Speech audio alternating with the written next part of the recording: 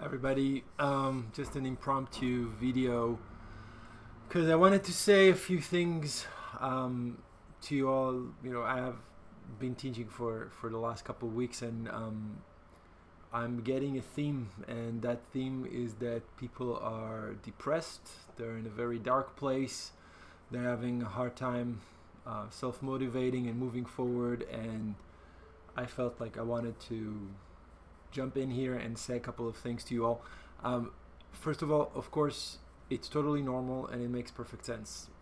We're living in some crazy times.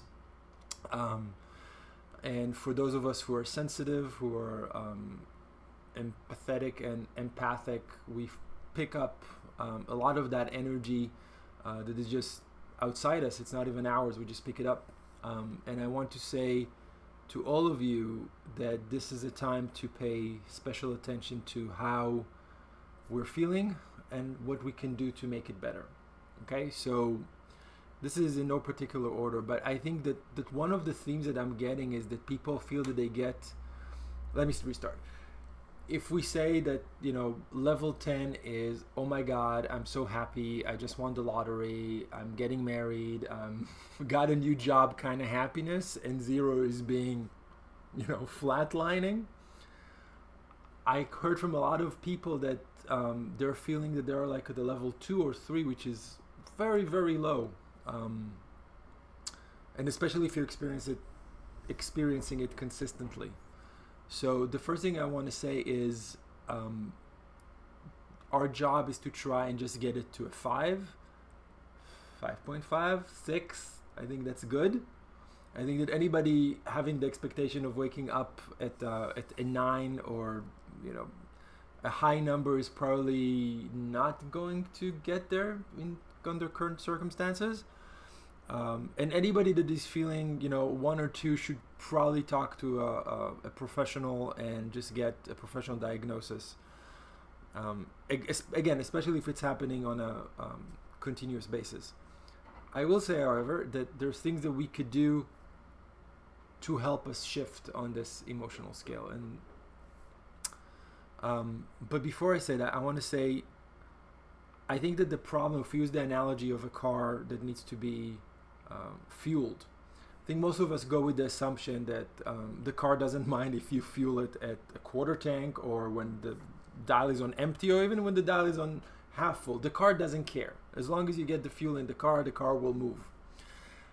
It's not the same with humanity. I think that when you are getting below the half point and towards the quarter tank full and lower, your desire to fill the tank up gets lower and lower and lower and lower until you actually have no desire to do anything. And this is what I've been getting this week, is that people have gotten to the point that nothing makes sense anymore and they don't want to do anything. And I think to me that's red flags, red lights, whatever you want to call it. It means that we have let the needle go so down that now there's no impetus to move out of it. So some suggestions.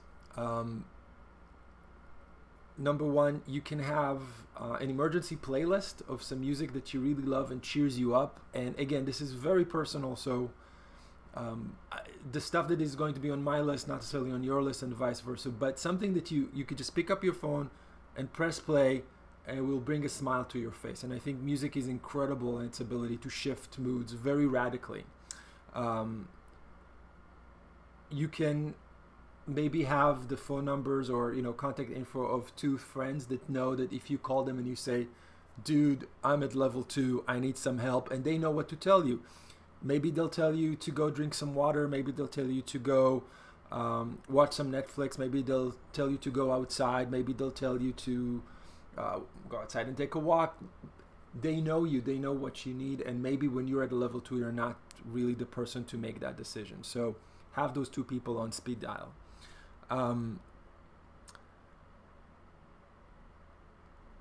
For some of us it's food. For some of us it's reading a book. But I think the important thing is that, and this is, I'm going to get a little technical, that the activation level of that thing is not going to be too radical. What do I mean by activation level? every task requires a level of effort. So, for example, if you want to wake up in the morning and start jogging, research has shown that people who went to sleep with their jogging gear on, maybe not the shoes, but the clothing, wake up in the morning and have a much higher success rate at keeping that commitment. Why? Because the activation level is very low. All they have to do is put on the shoes and get out of the house and start running. Those people who go to sleep in their pajamas and then have to they have a higher activation level. It takes more effort for them to get out of the house, and therefore they have a lower success rate of committing to the task. I think that when you're feeling at the level 2, anything that has even smells of activation level is going to be like, I don't want to do it. Why don't you go out for a walk? I don't feel like it. Go eat something. The refrigerator is too far away.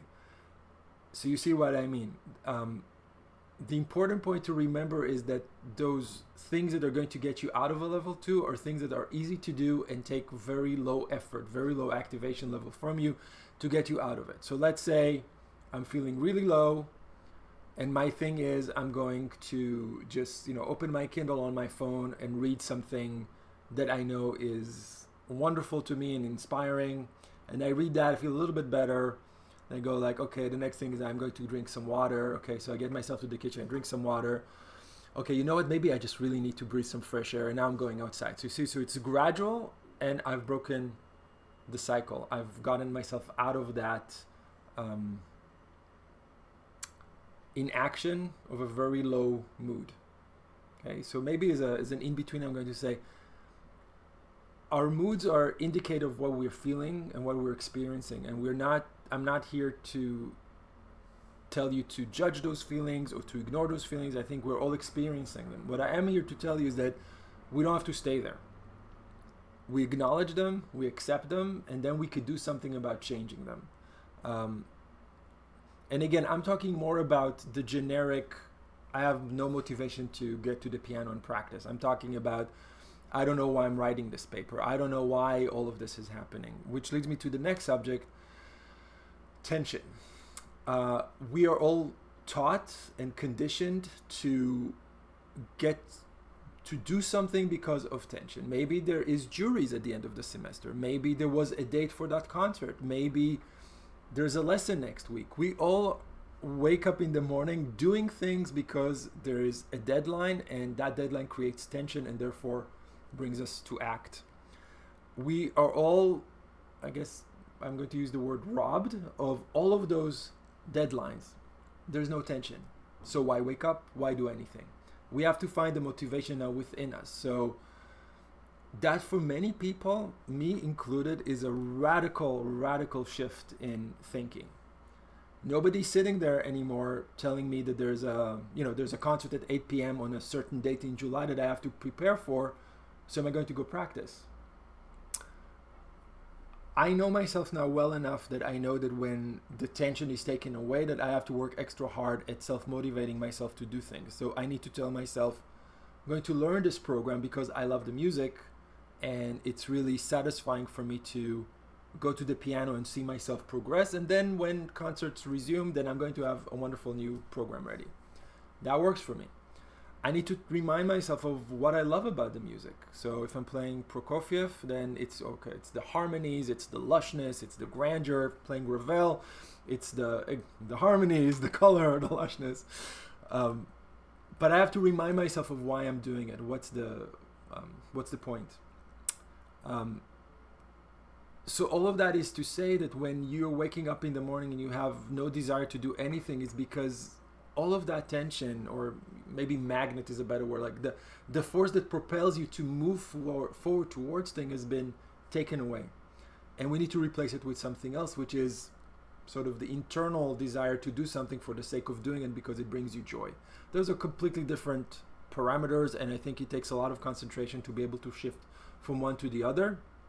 Ideally, they should both be there because I think the tension is healthy. I mean, that magnet pulling you towards the goal is a wonderful thing. But I also think it's a wonderful thing to do things for the sake of love and for the sake of actually wanting to do them. I think those are the main things I wanted to say. The struggle is real, people. It's there. Yeah, it's the idea that we are expected to operate the same way that as we have been operating under normal conditions when the world around us is completely changing or has been put on pause, or whichever terminology you want to use. And we keep expecting ourselves to operate in the same way we used to, and that's not going to work. We have to make adjustments, we have to make changes, and we have to look at what we're doing right now and say, is that the best thing that I could do right now with my time, or am I just becoming I'm surrendering to circumstances? And that's a personal choice. And of course there are going to be moments and days where you are succeeding, and days that are total loss, and that's okay. That's a part of learning and making progress.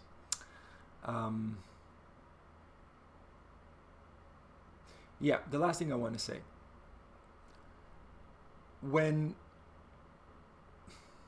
if you can imagine, an empty glass, or we wake up as an empty glass, and some of us wake up with a smile, so the glass is maybe half full, and we're excited about the day, and there's something that is propelling us forward. And some of us wake up with the glass filled with black goo because we're not happy.